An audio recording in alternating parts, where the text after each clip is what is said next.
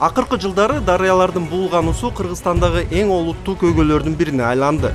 Ал чоң шаарларда жана алыскы айылдарда да актуалдуу. Мисалы Бишкектин так ортосунда Ленин райондук администрациясынын астында Ала-Арча дарыясы агылат. Шаардагы эң чоң базардан өткөндүктөн ал жерде таштандылар жыш. Ош шаарында да абал ошондой. Мына суу каяктан чыгат суу? Таза суу ичсе болобу?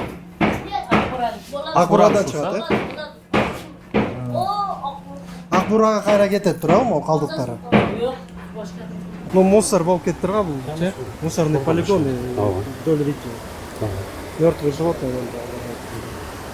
Адамдын психологиясы ушул экен, баягы агып жаткан сууга ыргытып жиберсе ал агызып кетет, таза көрүнөт деген менен эле бардык ошол таштандын бардыгын айрыкча турмуш тиричилик таштандын бардыгы сууга ташталат. Ош шаарында экологияга байланыштуу маселелерди көбүнчө жарандык активисттер көтөрүп чыгат. Биз алардын бири менен жолуктук. Мен ушул көчөдө жашайм. Көп учурда агынды суулар агылат. Каналдын боюнда жайгашкан үйлөр канализация түтүктөрүнүн ушул каналга буруп коюшту. Алар ыңгайлуу окшойт. Ооба, ыңгайлуу жана арзаныраак да.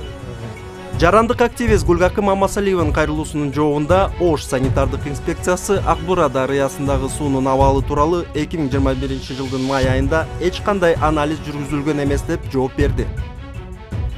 Турмуш тиричилик таштандылары дарыяларды гана эмес, көлмөлөрдү да булгап жатат. Бишкектин четинде Ала-Арча суу суктагычынын жанында таштанды төгүүчү жай бар.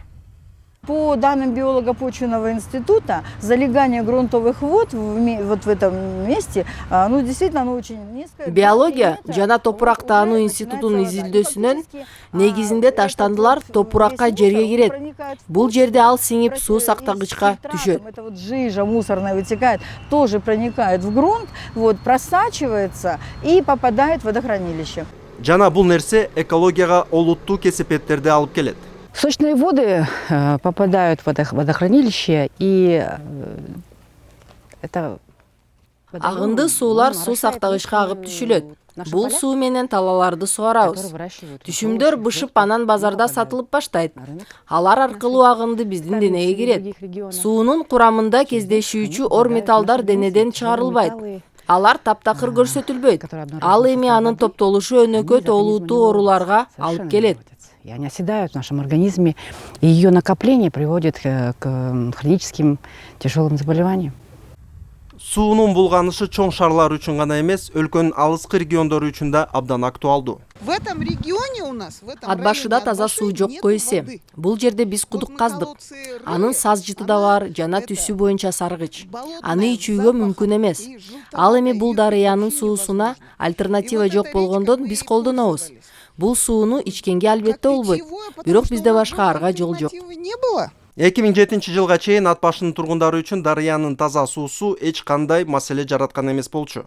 Мал базары ачылгандан кийин гана көйгөй пайда болду. Биз өзүбүз негизи ат башы суунун үстүндө турабыз дагы, бирок таза суу ичпейбиз. Тетиги мусорларды көрдүңүздөр.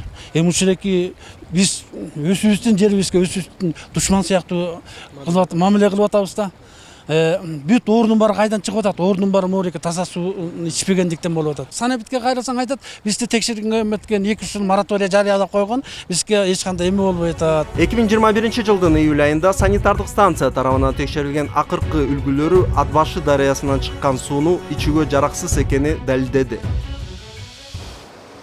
Суунун булганышын курчуткан дагы бир себеп бар. Мыйзамга ылайык Бишкектеги Ала-Арча жана Оштогу Акбура дарыясында 50-дөн 100 метрге чейинки суу коргоо зонасы болуусу шарт. Акбура дарыясынын нугун таза сакташ үчүн, анын жанакы эрозияга учуратпаш үчүн анын жээги сөзсүз түрдө болуш керек да.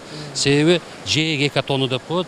Жээктеги өсүмдүк жана жаныбарлардын бардыгы үчүн Акбура дарыясынын ичиндеги жаныбарлар дагы өсүмдүктөр да өзүлөрүн кармап турушат, санын кармап турушат.